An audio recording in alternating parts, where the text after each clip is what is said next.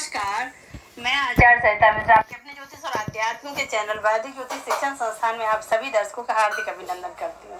आज मैं आप सभी को वास्तुशास्त्र से जुड़ी 50 ऐसी वास्तु टिप्स की जानकारी दूंगी जिसको अपनाकर आप अपने जीवन में पारिवारिक और मानसिक शांति और खुशहाली प्राप्त कर सकते हैं। तो आज का कार्यक्रम आप सभी के लिए बहुत ही खास रहने वाला है, तो बिना स्किप के इस वीडियो को लास्ट तक देखें और जानकारी यदि अच्छी लगे तो मेरे वीडियो को लाइक करें।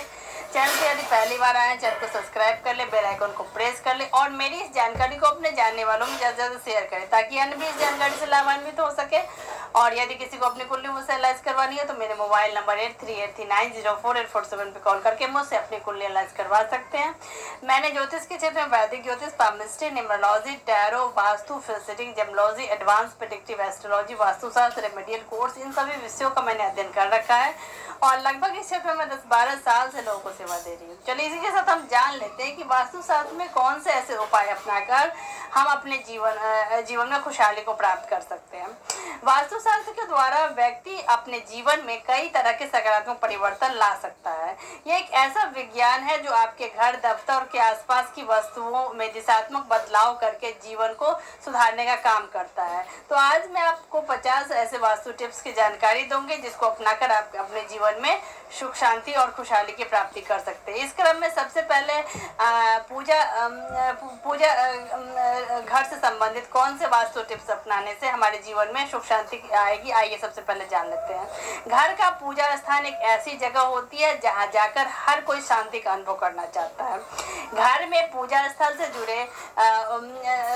जुड़े वास्तु नियम क्या है? सबसे पहले वास्तु नियम है पूजा स्थल पर कोई भी क्षतिग्रस्त देवी देवता का चित्र नहीं रखना चाहिए। यदि आपके घर में पूजा होता है तो पूजा स्थल का निर्माण हमेशा ईशान कोण में करवाना चाहिए। सीढ़ियों के नीचे पूजा स्थल रखना भी अशुभ माना जाता है। पूजा स्थल के आसपास शौचालय ना बनाएं, इससे घर में नकारात्मक ऊर्जा का संचार होता है। पूजा घर में भगवान शिव की मूर्ति अथवा रखना अच्छा माना जाता है, लेकिन कभी भी शिवालय को पूजा स्थल में ना रखें। घर के पूजा स्थल में मूर्ति रखना कभी बहुत अच्छा नहीं माना जाता क्योंकि इसका रखरखाव उस तरह से नहीं होता जिस तरह से इसका होना चाहिए। अब आइए जान लेते हैं कि शयन कक्ष से संबंधित कौन सा वास्तु टिप्स अपनाकर हम अपने जीवन में सुख शांति की प्राप्ति कर सकते हैं। सबसे पहले घर के शयन कक्ष की व्यवस्था इस तरह से होनी चाहिए जिससे सोते समय आपका सिर दक्षिण दिशा की ओर हो और पैर उत्तर की ओर हो। दरवाजे की ओर पैर करके सोना शुभ नहीं माना जाता है। यदि आपके शयन कक्ष में दरवाजा पैर की ओर है तो अपने बेड की दिशा परिवर्तित कर ले। शयन कक्ष में कभी भी पूजा स्थल ना बनाएं, यह अच्छा नहीं माना जाता है। शयन कक्ष में वाद्य यंत्र रखना अत्यंत शुभ माना जाता है। किसी तरह की धार्मिक वस्तु शयन कक्ष में नहीं होना चाहिए। यदि शयन कक्ष में कोई पौधा है तो उसे हटा देना चाहिए क्योंकि इससे शादीशुदा जीवन में परेशानी आ सकती है। घर के बड़े बुजुर्ग या मुखिया का शयन कक्ष में हमेशा दक्षिण पश्चिम दिशा में होना चाहिए, इससे उनका स्वास्थ्य अच्छा रहता है। अब आइए जान लेते हैं कि शौचालय संबंधित कौन से वास्तु टिप्स अपनाकर हम अपने जीवन में सुख शांति की वृद्धि कर सकते हैं। यदि शौचालय और स्नान घर एक साथ है तो शौचालय में कांच के कटोरी में समुद्री नमक रखना चाहिए और इसे समय समय पर बदलते रहना चाहिए। इससे घर में नकारात्मकता खत्म हो जाती है। स्नान और शौचालय को हमेशा साफ सुथरा रखना चाहिए। अब ये जान लेते हैं कि रसोई घर से जुड़े कौन से वास्तु उपाय अपना के हम अपने जीवन में सुख शांति की वृद्धि कर सकते हैं। सबसे पहले रसोई घर में खाना बनाने की जगह और बर्तन की जगह में दूरी रखें। रसोई घर में कभी भी पूजा घर ना बनाएं। रसोई घर में धूप दीप करना भी अच्छा माना जाता है। रात के खाने के बाद जूठे बर्तन रसोई घर में बिल्कुल भी ना रखें। रसोई घर को आग्नेय कोण में बनाएं, इससे घर में सकारात्मक ऊर्जा का वास होता है। भोजन करते समय अपने मुख को उत्तर या पूर्व की दिशा की ओर रखें, इससे भी सकारात्मक ऊर्जा आती है।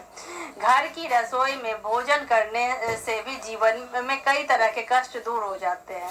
घर की रसोई में जूते चप्पल को लेकर ना जाएं। शराब, सिगरेट जैसी मादक वस्तुओं का सेवन रसोई घर में बिल्कुल भी ना करें।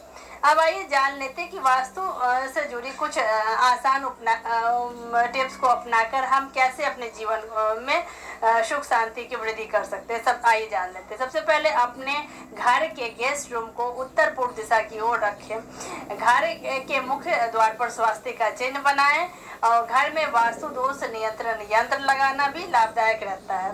शौचालय में कमोड में ईशान शौचालय का कमोड ईशान कोण में बिल्कुल भी नहीं रखना चाहिए। बाथरूम के उत्तर पूर्व दिशा में वॉश बेसिन लगाना चाहिए। बाथरूम से निकलने वाला पानी ईशान कोण में होना चाहिए। जहाँ पर रास्ते की समाप्ति होती है वहाँ पर घर ना बनाएं। बिजली मोटर आदि घर के आग्नेय कोण में होना चाहिए। घर के मध्य भाग में कभी भी भारी सामान नहीं रखना चाहिए। मध्य स्थान ब्रह्म स्थान कहा जाता है। यह खाली और हवादार रखें, यह शुभ माना जाता है। शेरमुखी घर का निर्माण ना करें।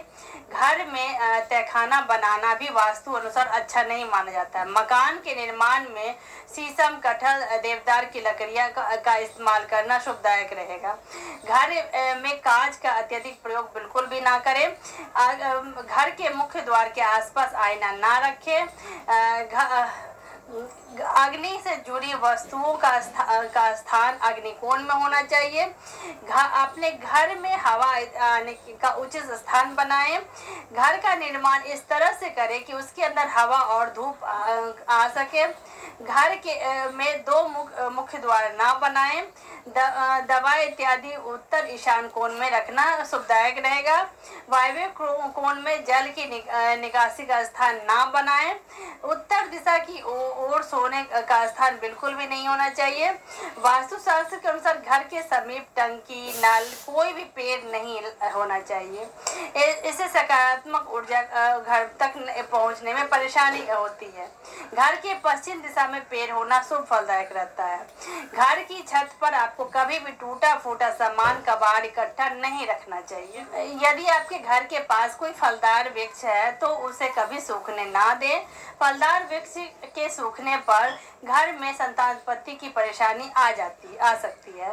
यदि आपके घर में कभी पीपल का वृक्ष उगाए तो इसे तोड़कर फेंकना नहीं चाहिए। इसे बृहस्पति ग्रह का कारक माना जाता है। पीपल के वृक्ष के उगने पर इसे उखाड़ कर किसी गमले में लगा दे तो ये अत्यंत फलदायक रहता है। और नहीं तो इस वृक्ष को किसी मंदिर में जाके रख दें। यदि घर में पढ़ने का कक्ष अलग है तो वहाँ माता सरस्वती की तस्वीर अवश्य होनी चाहिए। जिस कमरे में बच्चे रहते हैं वहाँ की दीवारों का रंग हल्का चमकीला रखें। अपने कमरे के आंगन में तुलसी का पौधा अवश्य लगाएं। वास्तुशास्त्र में बताई गई अपने जीवन में वास्तुशास्त्र के द्वारा जो भी बातें आपको बताई जाती है इससे आप अपने जीवन में सकारात्मक बदलाव ला सकते हैं। इसीलिए कभी भी घर के निर्माण से पहले किसी विद्वान वास्तु चिकित्सक से आपको मिलना चाहिए। इससे घर में कभी भी नकारात्मकता नहीं आती है। नए घर में प्रवेश से पहले पूजा हवन कराना अत्यंत ही आवश्यक होता है। तो इसी के साथ आज का ये कार्यक्रम मैं यहीं पे समाप्त करती हूँ। मैं ऐसे ही समय समय पे आप सभी के लिए नॉलेजेबल वीडियो लाती रहूँगी। आप सभी मेरे साथ ऐसे ही मेरी यात्रा के सहभागी बनिए। मेरे वीडियो को देखिए, लाइक कीजिए, सब्सक्राइब कीजिए। धन्यवाद।